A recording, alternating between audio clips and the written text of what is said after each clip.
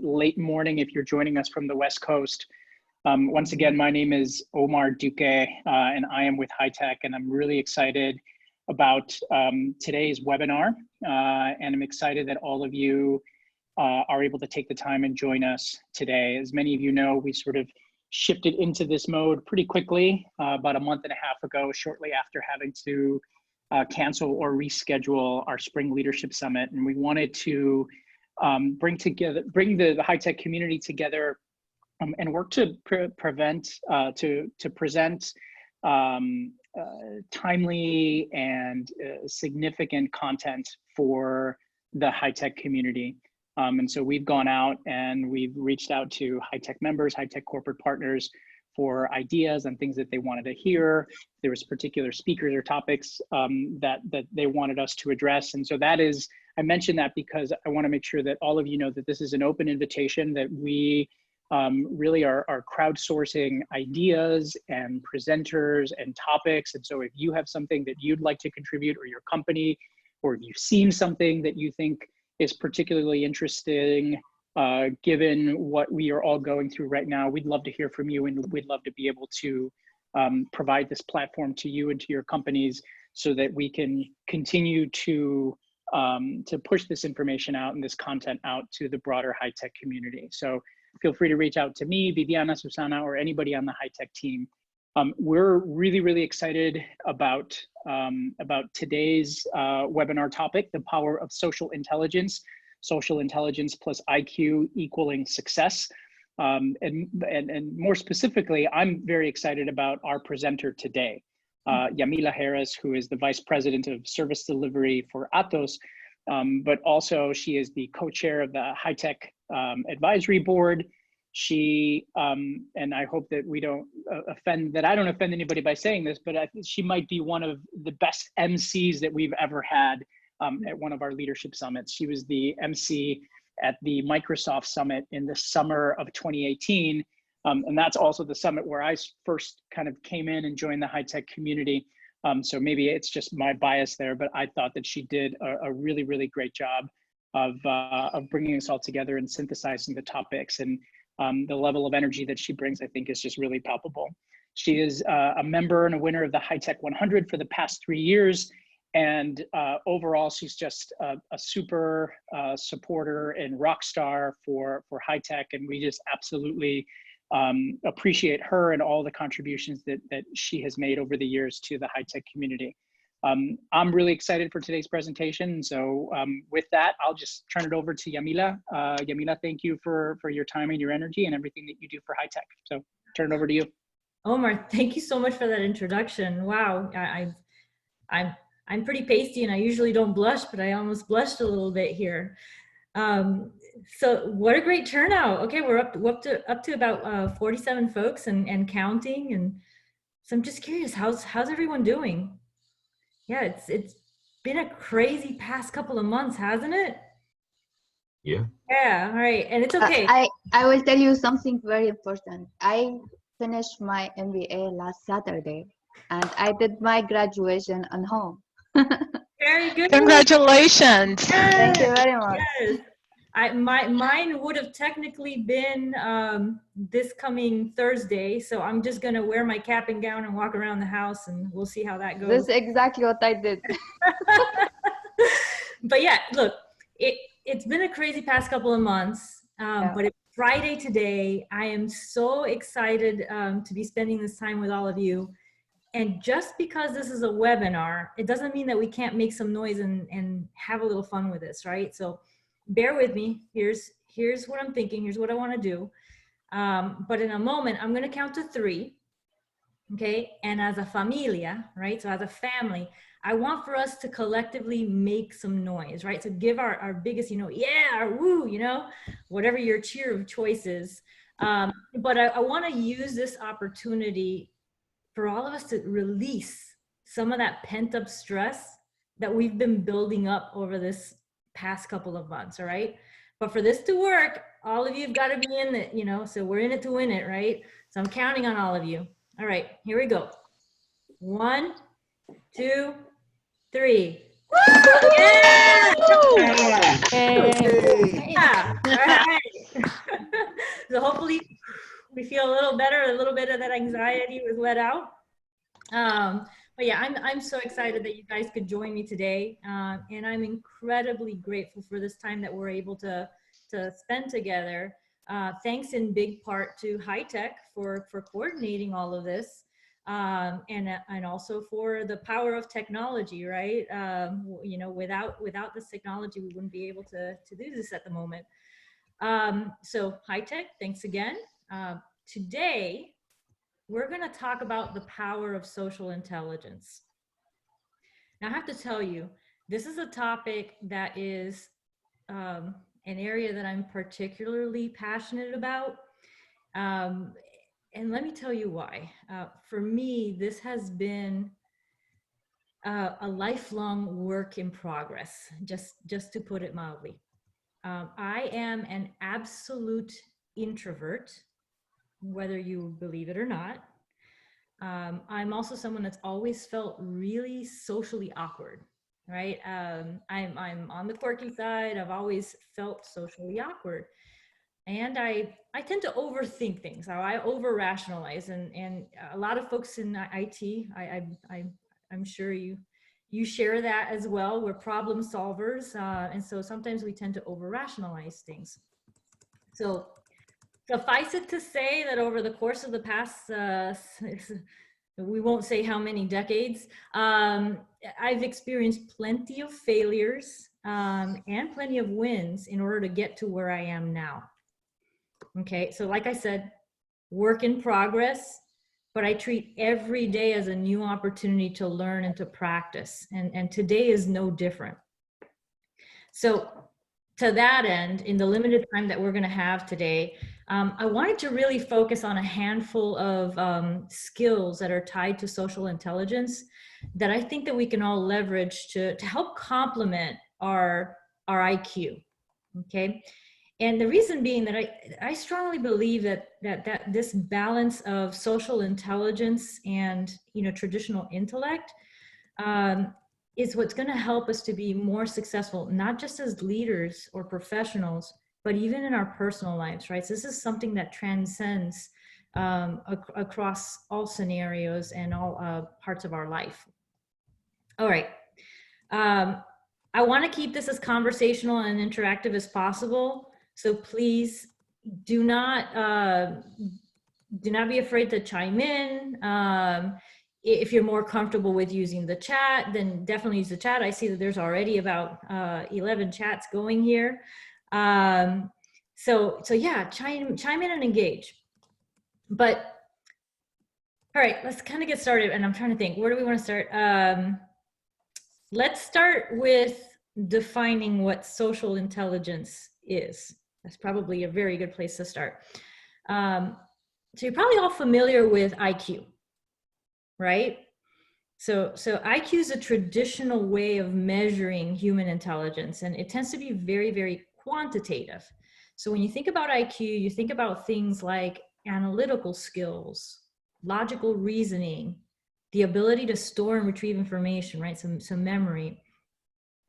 Then there's emotional intelligence.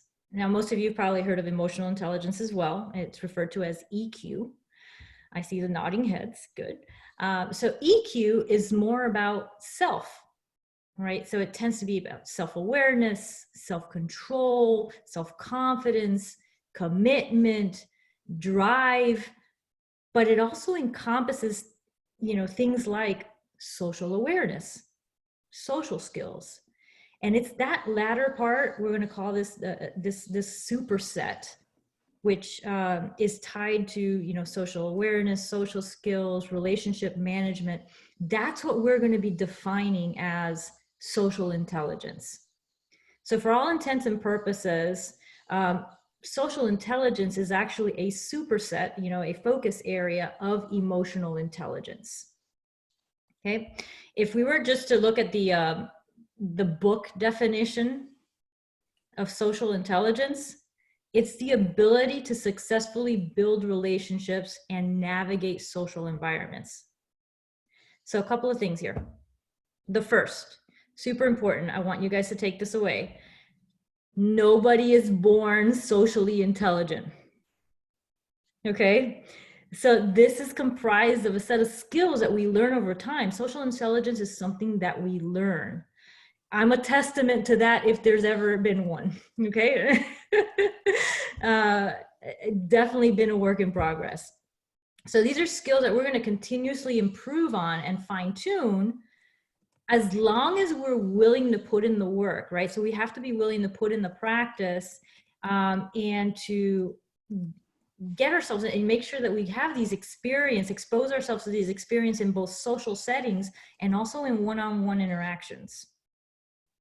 Second, this is also pretty important here. Social intelligence has actually been proven to be the key differentiator between star performers and average ones. All right, so write that one down. When you think about it in terms of leadership, actually leadership in particular, there's actually decades of literature and decades of research that confirms what a significant gap there is between socially intelligent and socially unintelligent leaders. Think about some of the best leaders that you've had in the past. What was it that drew you to those leaders? Was it that they were like the most, technically skilled individuals? And you're welcome to chime in.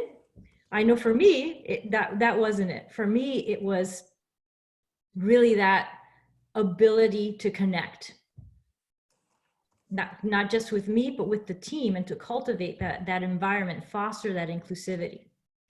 So there's actually, I'm, as you can tell by the library behind me here, I'm an avid reader.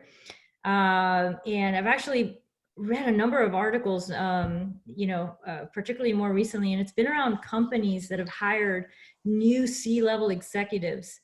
And they hire them on the basis of the functions that they performed in the past, right? So more of the quantitative elements as well.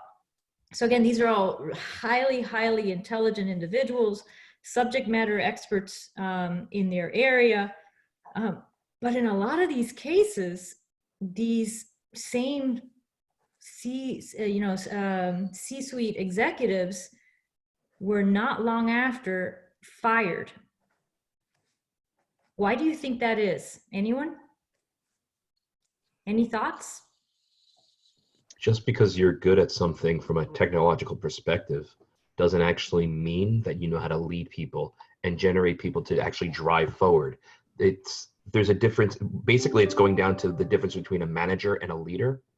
And so in my perspective, that's really what the shortcoming for them was, is they knew everything there was about the technological perspective.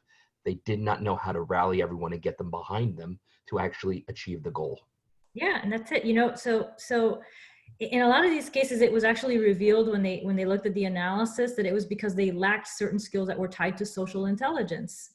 So in essence, it's exactly that. And that's why it's so important to have that balance of social intelligence and your traditional intellect or IQ. So the fact of the matter is, we're human beings, right? And as human beings, we're actually hardwired to connect. So we're inherently a very, very social species, and we thrive on some level of connection and belonging. That's irregardless of whether you are an introvert, an extrovert, somewhere in the middle. We long for some level of connection. So while IQ is absolutely important, and I'm not downplaying that, when we really break it down, the reality is that you can be the most intelligent person in the room, but if you lack social intelligence, then you're not likely to succeed as well as someone that can establish a connection, that can build and maintain a genuine relationship, and that takes that care and time to understand others and the environment around them. Okay, so that's super important. How many of you have heard of Maya Angelou? Yeah, okay, so I see a lot of waves there. Okay, so Maya Angelou, she actually said something that makes me believe that she was actually onto this whole notion of social intelligence pretty early on. So she said, I've learned that people will forget what you said. People will forget what you did, but people will never forget how you made them feel. So I see lots of head nods. So I'm assuming many of you have heard this quote before, but I want to take a moment to really break it down. Let's think about the power behind what she said. Okay, so she said that it wasn't about what people said, right? So not the what. It wasn't what people did, but it was about how they made them feel. So one thing there, it wasn't about the what, it was about the how. Okay. Second thing here is, if you really think about it, that means that what she was saying is that every interaction that we have, whether it's one-on-one, whether it's in a large group setting, it has the potential to leave a lasting impact. And that's based on how we make people feel. So the emphasis again on the how and on that emotional connection, on the, how we make people feel. I mean, it makes sense, right? If you really think about it. So there's actually studies that have proven that up to 90% of the decisions that we make, they're based on emotion. Think about that. 90% of the decisions that we make are based on emotion. So that means that our IQ, that logic, that really only kicks in after we've had all this emotional processing that comes in, and we use our logic just to try to justify our actions to ourselves and to others, but mostly to ourselves. So with that in mind, I wanted to get into the meat and potatoes here. So what are some of these skills, right? So we've talked a little about the definition of social intelligence. We've broken down the importance of it, but what are some of these skills that we should be focusing on in order to complement our IQ? The first one that I really want to focus on, I think we're going to spend a little bit of time on this one, is empathy. Okay. So this is a really big one. It falls under the umbrella of social awareness. But when I tell you that empathy is one of the most important skills, I'm not downplaying this. Empathy, if done right, is one of the most invaluable skills to foster connection and inclusivity. Now, sometimes people interchange the words empathy and sympathy, but the two are very, very different. Okay. Does anyone have any idea, does anyone want to share what they think the difference is between empathy and sympathy? Hi, Yamila. Hey. From the EP program from Oracle. Always when I hear sympathy, is more like, I associate it a little bit with pity in a way, like you're sorry for me, while as empathy is more like you're feeling what I'm feeling and you reciprocate that because you understand, and you're kind of like, you're putting yourself in my shoes in a way. Yeah, very well put. Yeah. So the way that I like to think about it is that sympathy sits at a very superficial level, right? So let's say that the sympathy sits above the surface of the skin, right? You never really have to get your hands dirty and make an emotional connection, right? So you can usually recognize sympathy because it's going to sound something like, oh man, it sucks that you didn't get that promotion, but hey, you know what? At least you still have a job. So it's, first of all, I've done it. I'm guilty of it. Most of us are guilty of it. And usually it comes from a good place. It's, we all mean well when we're doing it. But one of the unintended, consequences is that it actually results in disconnection instead of connection. Okay. As on the other hand, then you have empathy. And like you said, empathy requires that you put yourself in the other person's shoes, you know, to feel what they feel. So now you really have to, you know, roll up your sleeves, and you have to be willing to get dirty. You have to be willing to make that emotional connection. To do that, you have to keep an open mind. You have to be willing to see things from someone else's perspective. And that means putting aside your own viewpoint and not placing judgment. That's easier said than done. I know it. It requires emotional commitment. Now, I've been trying to watch, you know, and I've used the word empathy. I've used emotions a couple of times. A few folks starting to tense up when they heard, you know, about emotional commitment.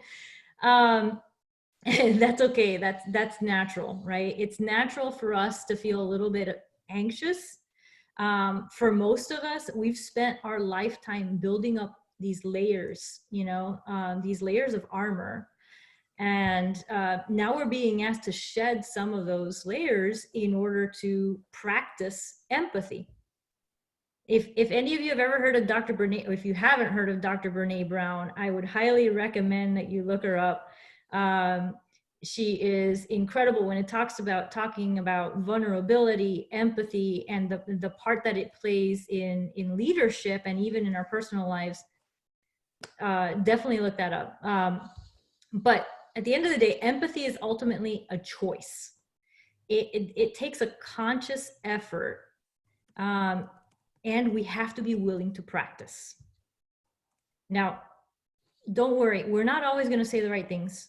We're not always going to do the right things, but we have to be willing to be a little bit uncomfortable, put ourselves in that uncomfortable position and practice. And in the end, what's going to happen is that we're going to become more socially aware the more exposed we are. We're also going to become more open-minded, more adaptable. So our adaptability is going to increase tenfold, and we're going to be more understanding. Okay. So I want to run through a scenario, and I want your feedback as we go through this scenario. And I think that this is one that's going to resonate. So visualize with me, right? We've got one of those transition clouds going on here. So you're having a one-on-one over the phone. Okay, it's with one of your direct reports, to say, usually works out of the office.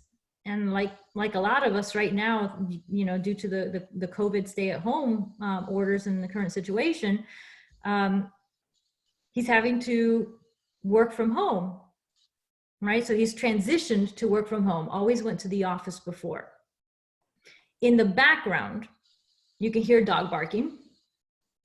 And just for fun, we're also going to throw that you can hear a couple of young kids arguing in the distance. Okay, doesn't sound too unfamiliar, does it? But this poor gentleman, he's fervently apologizing to you. Okay, you can hear the frustration in his voice. Okay, and he actually shares with you that, man, you know, this work from home situation, this has been really hard on me. He's a single dad. He's living in a small space, and he's trying to manage things the best he can.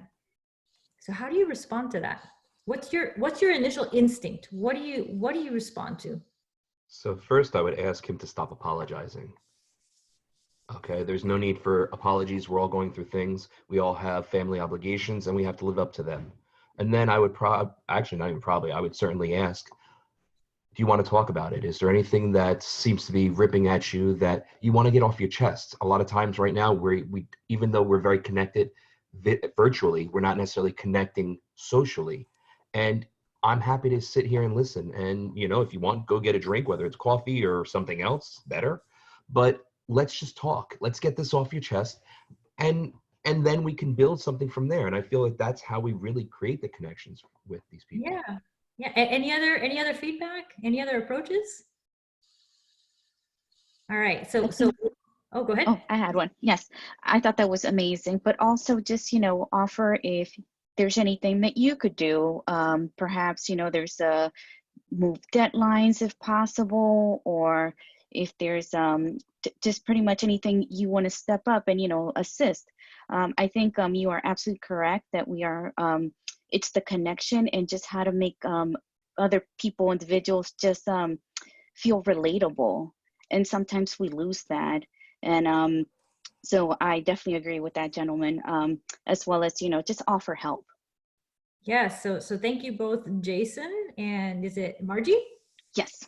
Okay, so what I would say is, and I agree on both accounts, because there's no one right answer, and that's kind of the piece that I want to get across. There's no one right way to do it, but just because this was a phone interaction doesn't mean that you can't show empathy. You can absolutely still show empathy.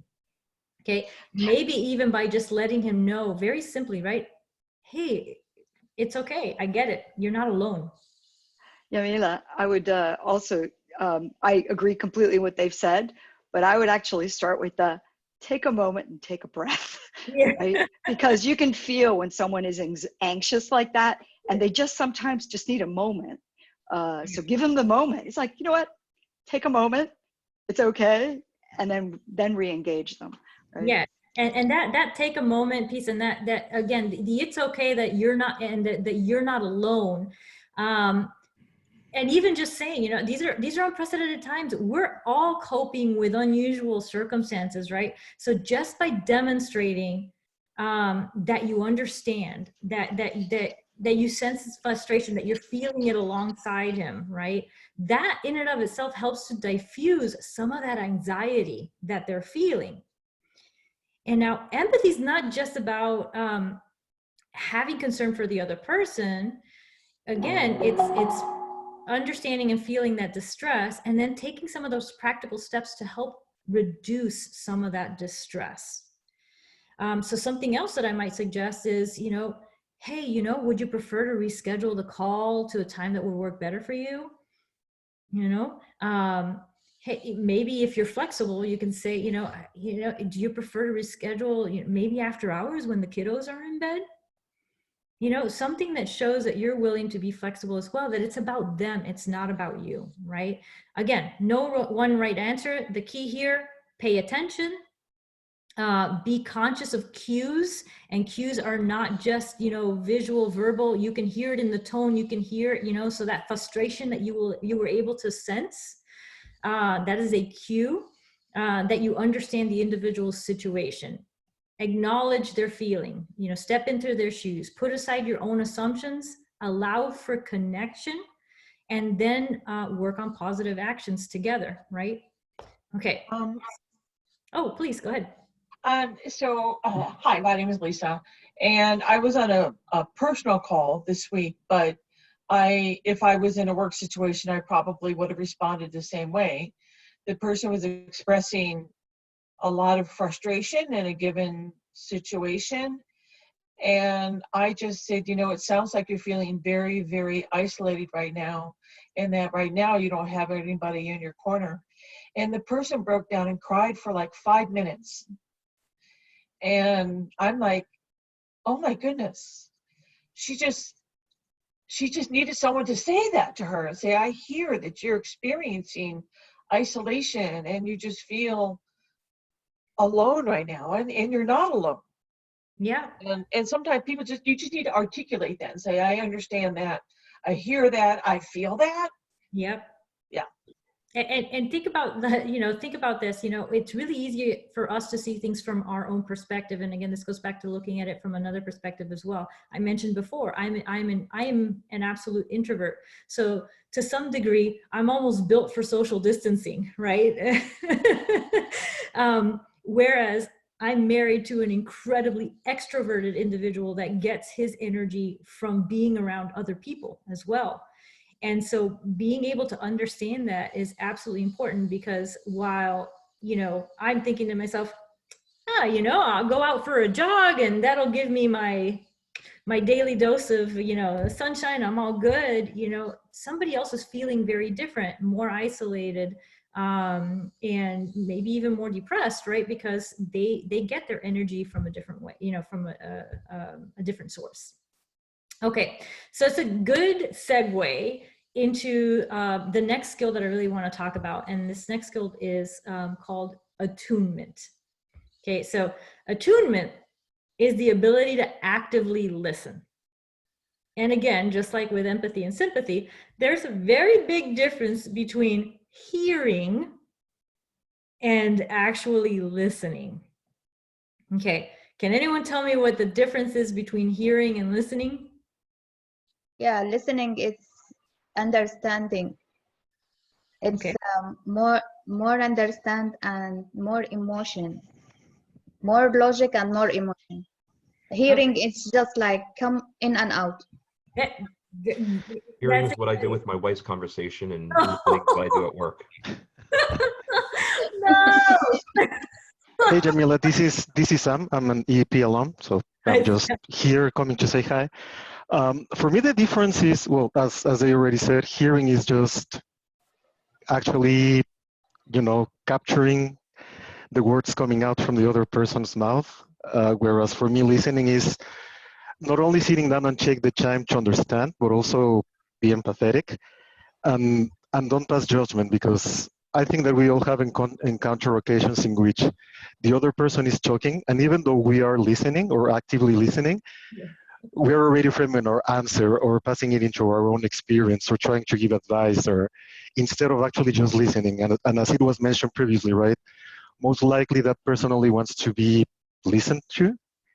And if you don't pass advice, you don't pass judgment, just listen, and you just maybe follow up with questions. That would be for me the definition of active listening. So you've all made very good points, all in different ways. And Sam, you said something in particular, right, which was the concept of. Hi, Jonathan. How are you?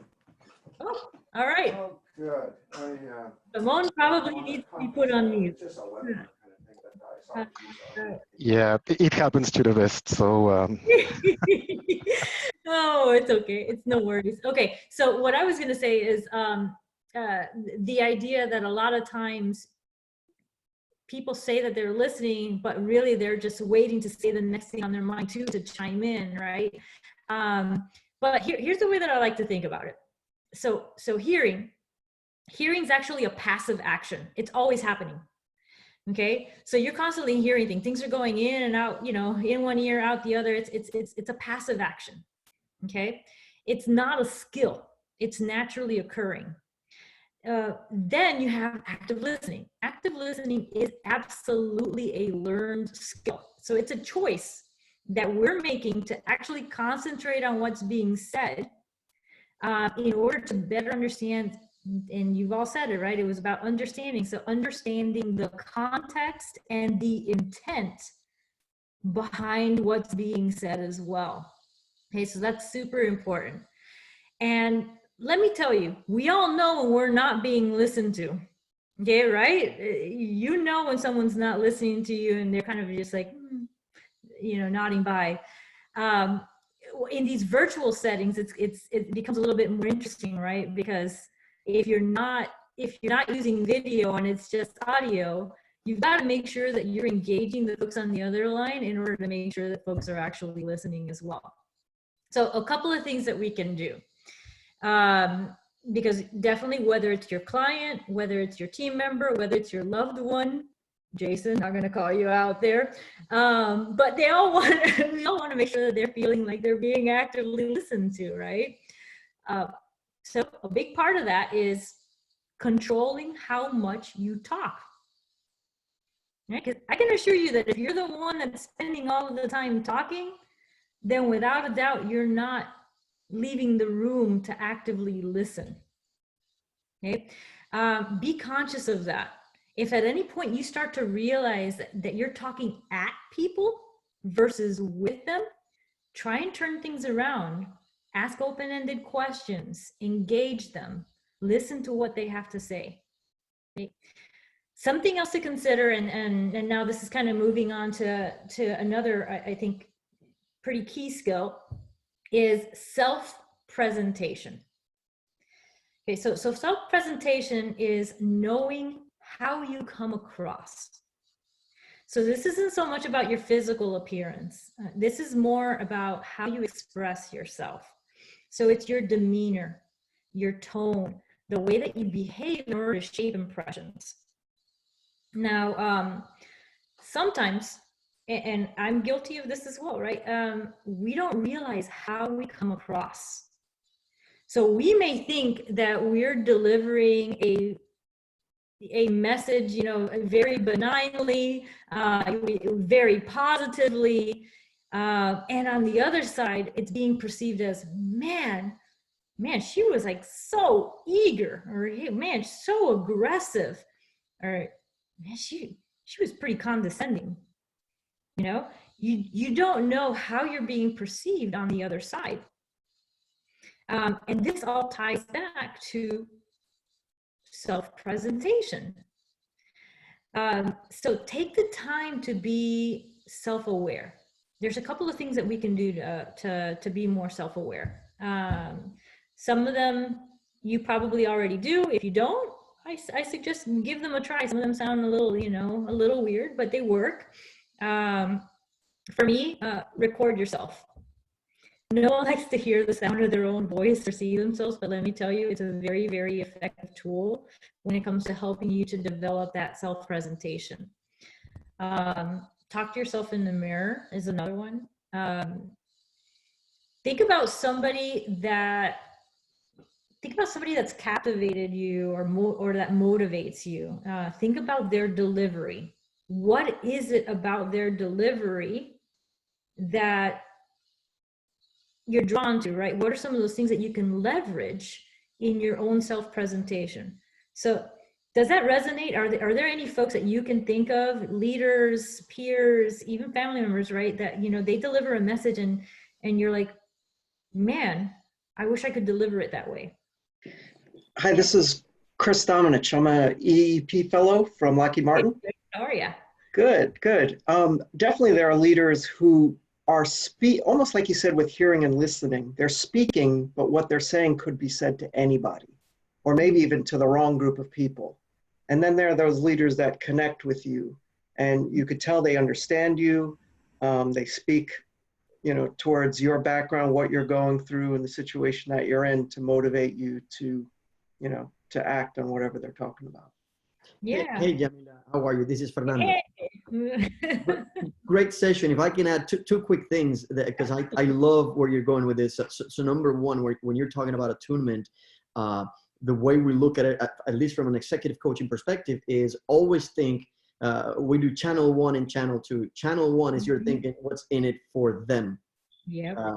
I mean, that's channel 1, it's what's in it for me. I'm sorry. Channel 2, it's what's in it for them. If you ask yourself as you're having a conversation, what's in it for them? Why are they telling me this?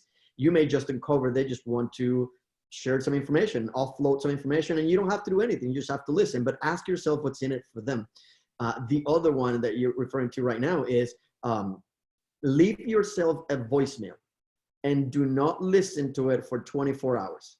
Now, it's key that you don't listen to it for 24 hours, because if you do it in the mirror or if you do it real time, you're going to be self-conscious. But if you tell yourself a joke, a story, something that happened at work, anything that you want to tell yourself, leave it in your voicemail. Wait 24 hours, and some of us are going to be changing the way we speak. When you listen to it, you'll recognize, is that how I sound? And it gives you a lot of feedback to yourself. I love that. I love that idea for sure. And the other thing is, you know, I would say, don't be afraid to ask for feedback. Third-party perspective is super important. And I know that sometimes that can feel a little bit scary and maybe a little bit uncomfortable, but constructive criticism goes a long way, and unconstructive criticism, take with a grain of salt. Okay. But when you get other people, and that's not necessarily just, you know, if you're asking your spouse, that's one thing, but make sure that you're asking other people as well, right? So whether it's peers, whether it's leaders, folks from your past, right? But get a good variation and a diverse group of folks to provide feedback to you. That goes a really, really long way. And I know for me, like when I think about the leaders that I most resonate with, when it comes to like that self-presentation, part of it is also that they temper themselves so well. right? They're able to leave pauses and time for people to be able to interject and to engage with them and to have response time, right? So it really becomes a conversation versus a lecture. And, you know, and for me, that's something that I still struggle with sometimes, because I'm highly animated, if you can't tell. And sometimes when I get overly excited about something, I'll start to talk even faster, you know, it's like, whoa, yeah. And so those are things that I'm conscious of as well. And I think it's things that we all work on. But again, lifelong work in progress for all of us, right? And the more we practice, the better we get. So with that, I think you also think about the power of your expressions and think about the power of body language. So like, what happens like when you walk into a room and you see somebody smiling at you? What are you likely to do? Smile back. That's right. You walk into a room, you see somebody smiling, you're likely to smile back. Now, you're probably even likely to relax a little bit more, right? Maybe to be more receptive to that individual because it's more inviting. What about if it's a really negative person in the room? What tends to happen? Avoid the person in a way, or try to smile back and see if they react. Well, what happens is a lot of times you enter to this room, you've got a negative person, and the mood in the entire room can go down too, right? So there's actually studies around this and around how our facial expressions are literally contagious. They're contagious. They drive emotional response. So if you take one thing away, like, remember to smile. It's contagious, right? And plus it's a good workout for your face too. Keep it young. All right. So how many of you have kids? I see a couple of hands here. All right. Well, one of the earliest forms of development when it comes to kids, right? It's in the form of mimicry, right? And you can probably relate to this, right? When you wave to them, they wave back, you know, they're learning to wave back. You smile at them and you're like, come on, smile back, come on, smile back, right? And so you're teaching mimicry. Even now, as adults, think about this, right? We have this tendency to almost instinctually align our facial expressions, even our body language and our vocalization to that of the people that we socialize with the most, right? So think about a group of people that you interact with a lot. What tends to happen? You start to talk a little bit like them. You share some of the same mannerisms. Maybe you dress a little similarly. That's like our brain's way of almost inherently encouraging social connection. Okay, helping us to fit in to a certain degree. I know this has happened to me. I don't know if it's happened to any of you, but have you ever caught yourself, you know, I've moved to a lot of different places. I grew up in Miami, moved to Texas, did a, short-term assignment in the UK. And there were times where I found myself starting to adapt even kind of the accent, depending on where I was, right? So Texas for 12 years, all of a sudden this twang started to come in here a little naturally. And it was like, y'all, I don't know where this is coming from. And then I would go back to Miami and it was like the Spanglish would just like, you know, come flooding right back. So again, it's something that is naturally occurring, but super important. Now, think about this, because we talked about the idea of the body language, we talked about self-presentation, but a big part of this is also what drives diversity and inclusion, or it's a big factor in diversity and inclusion, and that's cultural awareness as well. Believe it or not, cultural awareness still ties back to social intelligence. And so what do I mean by this?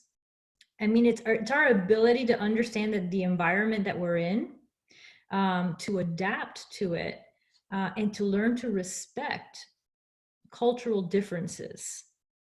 And the only way that we can do that is by exposing ourselves to as many diverse sets of cultures and environments as we possibly can. So this is super important.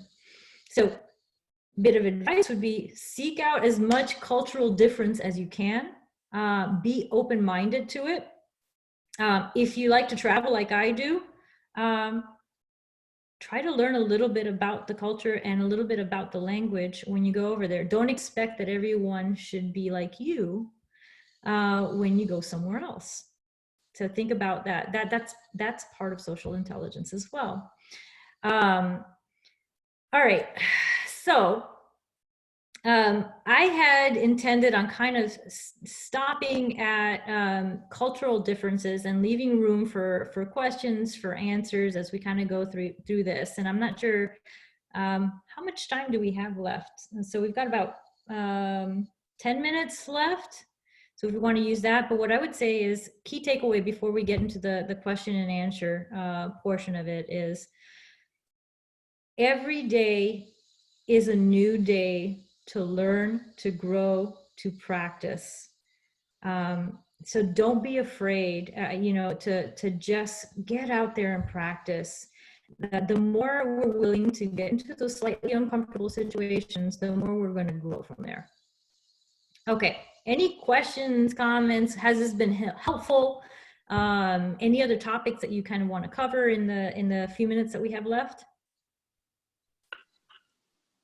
Hi, I have a question. This is Amit Kumar. Thank you for the wonderful session.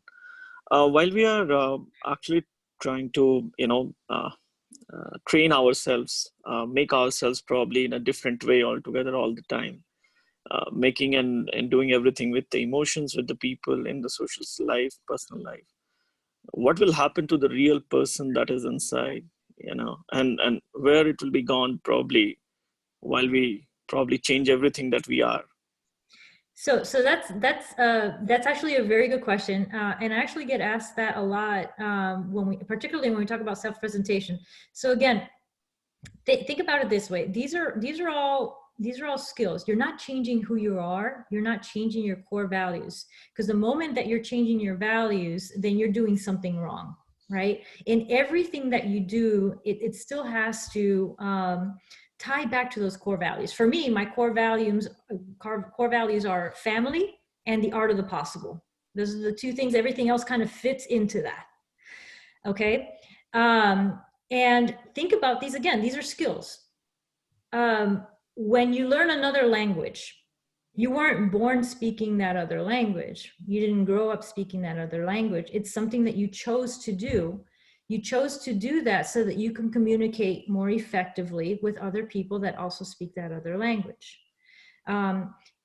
This is the same thing. We're building upon ourselves. We're not trying to change ourselves. Okay, so these are mechanisms like going back to school, like reading different books in order to get diverse perspective. It allows us to be more open-minded, but shouldn't change who we are. Hopefully that makes sense. Yeah, so that makes sense, in fact, from the value perspective, right? Yeah. Because the leaders that we have seen also, and we see, some are very much extroverts, some are introverts, some go outspoken in the public, some doesn't care about what social media says or other people's are thinking. Yeah. And that makes them the best in the way they are, right? And they innovate and propel the business or the society. Yeah, and look, So, I'm not losing my quirkiness or my eclecticness. Dear goodness, heaven knows that's not going away. But I do try and be much more conscious of making sure that I understand other perspectives as well, and that just makes me grow as an individual versus being something that changes my values. Okay. thank you. Yeah. Any other questions? That was a very good one, Amit, by the way. Yamila, Thank you. Can you hear me? Yes, I can. Okay, I have a question for you. In this time right now, you're talking about even children mimicking what we do. We smile, things. I was outside with my daughter last week. I took her for a walk, and there was a gentleman coming with his daughter. She's about 5 years old too. And they saw each other from a distance and immediately stopped. and they were staring at each other, and I could see the father's hand go in front of his daughter, like, hey, no, you can't go over there. I did the same thing. I hated myself for it. But I grabbed her and said, no, I'm sorry, you can't right now because of the coronavirus. But they were staring at each other, and they waved at each other and smiled. And she's like, but I just want to be her friend. I want to make a friend. And I know, I understand this, but you can't right now. In that moment, I realized she started crying. And as a mother, I thought, well, I'm enough. All you need is mommy, right? At 5. But she was crying, and I started to then pay attention and physically see the signs of stress on a 5-year-old, not being able to connect humanly. And I was wondering, do you have any suggestions or thoughts about what we're teaching our children in their formative years during this coronavirus time, and how will it impact them? I just wanted to hear your thoughts around that. So a couple of things.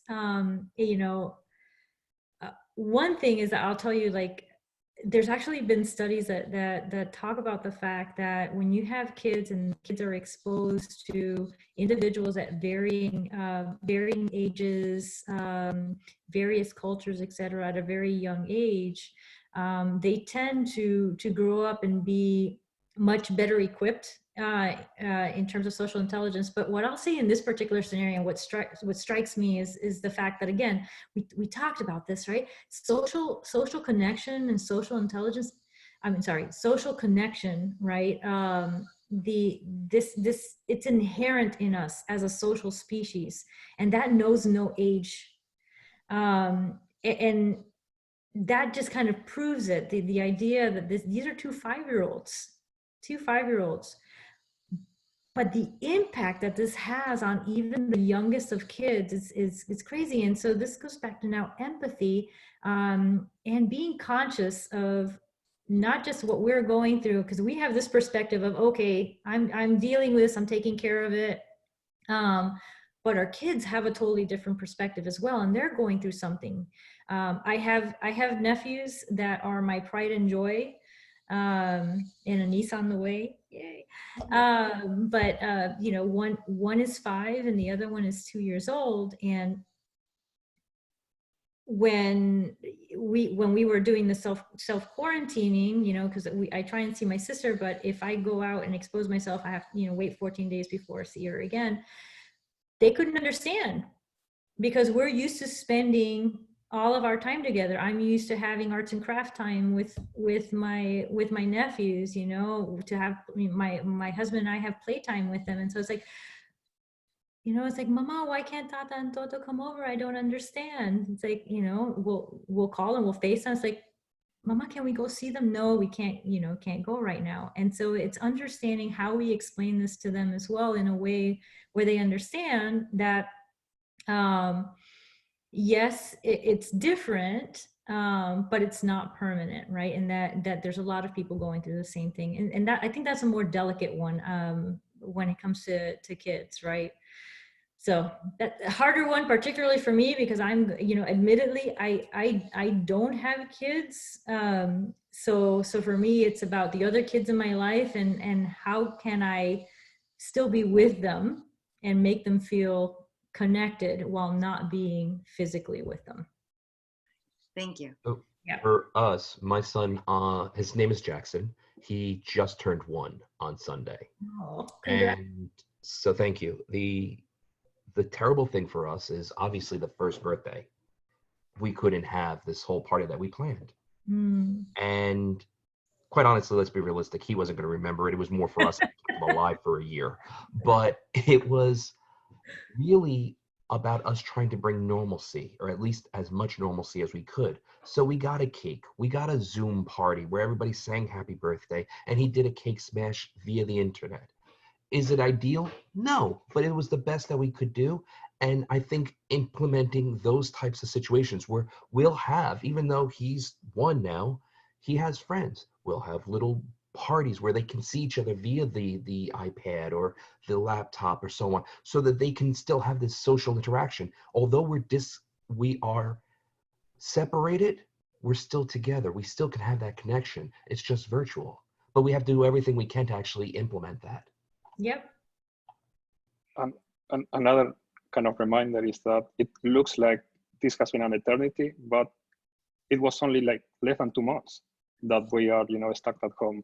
And hopefully in 2 more months, maybe things are gonna be much better. So, if we consider the number of years that we have in front of us and that our kids have in front of us, I don't think this will have a really last impact on their development. It's something that, just happens in a very short amount of time compared to, the grand scheme of things. Here's what I would say. It's, if one thing's for certain, what this has shown us is that where there's a will, there's a way. And because we are a social species, we will find a way to connect. But it's also making sure that that transcends across the generations as well. Think about it. It's probably harder for those that don't use technology on a regular basis. And this is a very big adjustment period. Same thing, if you have young children, they're not, working on Zoom on a regular basis, right? And so it's a new concept for them too. And so but being aware and being conscious that not everyone is as exposed to technology as we are. All right. Oh, hi, how are you? Hey, how are you? Good. So one of the things that we're doing is, these are really tough times. So I'm actually embracing it and like taking pictures of things. Like my son, he's a swimmer. He's not able to swim this season. It's been canceled, but his team is working out via Zoom. And it was funny because he was in the front room. So I videoed him. I took some pictures and just saving these for later because, we went through 2008 and that was a horrible time. And then we came out of it. And you look back on those times, it's like, wow, we all came together and kind of a we can do it attitude come together. That's been, I think, the positive side of all of this. Yeah. Sharing these collective tough experiences. And so taking pictures or putting something together and then, a couple of years from now, looking back on this, I think we're like, wow, we went through some tough stuff, man. That was it. And then, remembering that because it's kind of traumatic and trauma for me, at least, I think it takes a while. And some trauma is probably worse than others, like a death or divorce or something like that. But, whatever trauma we're feeling, it's very real for us individually and for our kids, right? And so then later I go back, hey, remember that time that we went through this and all that? You're very resilient. We got through it and, it was okay to like cry that time or to just feel sad.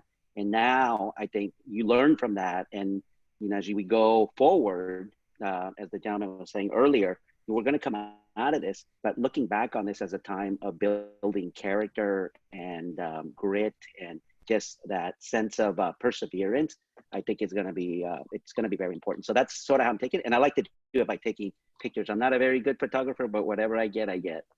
Well, I was going to say something super important. I think you said that I think should probably resonate with everyone is the idea of that it's okay to cry and to feel sad. For any of us. Just to build off of what Angel is just saying, but more so directed to Jason, what a wonderful lesson this situation will enable you to unfold in the future. Talking about the 1-year birthday and the fact that we're restricted and constricted by the situation today, but how you adapted to it.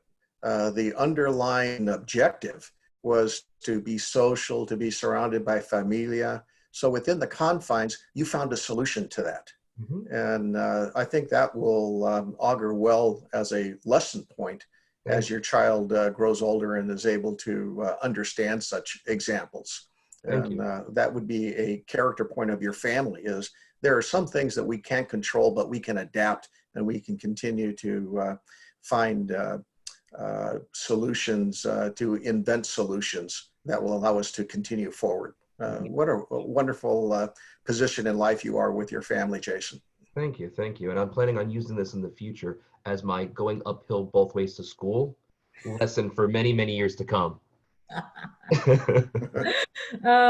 I agree with Angel, not only the pictures, but having a child who is now an adult, record their voices as much as you can along with the photos, because one day those voices are going to change and you can go back and hearken back to those days when they were just children.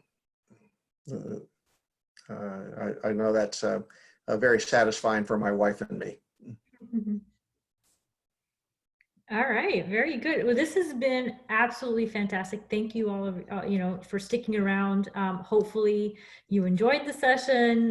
The material was good, and if you do come up with other questions that you have, feel free to connect with me, and feel free to ask me offline. All right. Well, have a great weekend. Really appreciate that. I just want to say thank you to you for providing such a wonderful, wonderful session. Like, I think it resonated with everybody. I definitely have some takeaways. You know, I'm going to be a little bit more vulnerable, a little bit more socially awkward. It's okay now, right? And I hope that maybe once we kind of pass this kind of situation and era that we're in, that we will continue to be vulnerable. We will continue to put ourselves in other people's shoes. And it's a practice. And, you know, I think it's a great time to be able to practice it, if anything. So thank you again so much. Just a quick shout out. I want to make sure folks know that we have our Wellness Wednesdays coming up this coming Wednesday. I'm going to share my screen real quick with everybody. We're going to have, here we go, Cassie Sobelton. She is a wellness expert, and she's going to talk to us about mind, body, and soul, and how we need to nourish all those things to really continue to stay well during this time. And we're also going to have on Friday Andres Angelani. He's the CEO of Cognizant Soft Vision, and he's going to be talking to us about embracing the digital transformation journey. So please go ahead and jump on the HITEC website and register. And we're excited to see your awesome faces next week as well. So thank you, and have a fantastic weekend, everybody. Appreciate y'all. That's very great subject. Awesome. It is very great subject. Thank you. Thank you. Well, we'll see you all next week. Thank you. Happy Yeah. Friday. Take care. Bye. Bye. Bye. Thank you.